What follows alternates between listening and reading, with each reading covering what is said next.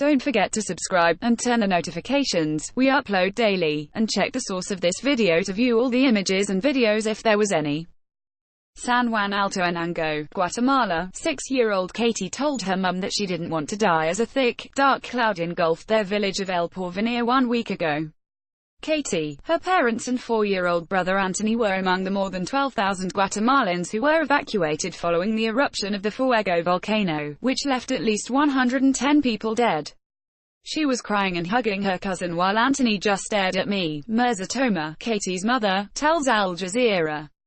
He's too young to understand what's going on, 28-year-old Toma says. Toma and her children now sleep on a foam mattress in a cramped shelter in the town of San Juan Alotenango, where they have to wait in a long line to receive food and use the toilet.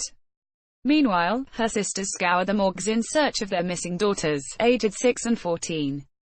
They were last seen running down the street and are among the 197 people who are still missing. When she sees me cry, I try to pull myself together and be strong for her, says Toma, her eyes welling up with tears. Your cousins are in heaven, I tell you her. While Katie plays with a toy stethoscope, she whispers that the family's cat got left behind and she's afraid that looters might steal it. As the communities most affected try to cope with the scale of the disaster, psychologists and other health professionals warn that children, like Katie, are the most vulnerable victims of the Fuego volcano eruption. We need to assist them now. A day after the eruption, rescue workers were horrified to discover the charred bodies of 6 young children huddled together on a bed, in the village of San Miguel Los Lotes, which was completely buried by volcanic matter. Article GUID. Last Wednesday's rescue operation was more hopeful after 6-month-old Esmeralda Lopez, dubbed by the local media as the miracle child, was pulled out of the wreckage, alive and well, without so much as a scratch. The same day, 6 children with severe burns, aged 1.5 to 16, were flown to the Shriners Children's Hospital in Galveston, Texas, as part of the U.S. government's relief effort. 8-year-old Edwin Bravo, however, died from his injuries in the San Juan de Dios Hospital, in Guatemala City, the night before.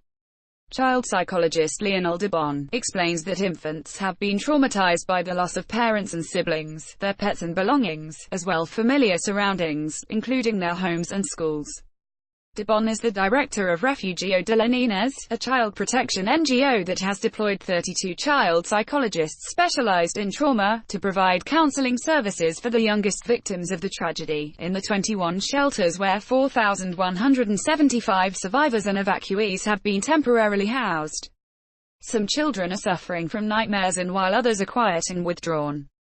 Volunteers have encouraged them to draw in order to help them process the trauma. Some have drawn lava and stones, while others have drawn dead trees. We need to assist them now in order to prevent the onset of post-traumatic stress disorder, PTSD, says Debon. We were happier in El Porvenir. I used to have a swing. Now it's gone. Katie, 6 years old. Joseline Zeron is another young mother who was also evacuated from El Porvenir and is staying in another shelter in San Juan Alotenango.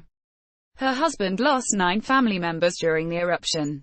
She's worried because her 3-month-old baby is sick and her 5-year-old daughter refuses to eat. All we're getting is Proteinas, a soy-based supplement, and she doesn't like that. I'm also sick with diarrhea, Zeron says. Back home, her children were used to eating chicken stew or fries with mayonnaise. Zeron complains that evacuees are only allowed to leave the shelter between 10 and 11 a.m. local time and are not allowed to buy their own food. If we're not back by 11, we're not allowed back in. We came here seeking help and wound up in a prison, she says. While Zeron waits in line to be seen by a doctor, a group of university students entertain the children by helping them to break a piñata shaped like a purple bird with orange feet. They cheer gleefully when a hole appears on its side and sweets pour out. They're smiling now, but the moment we leave they go back to reality.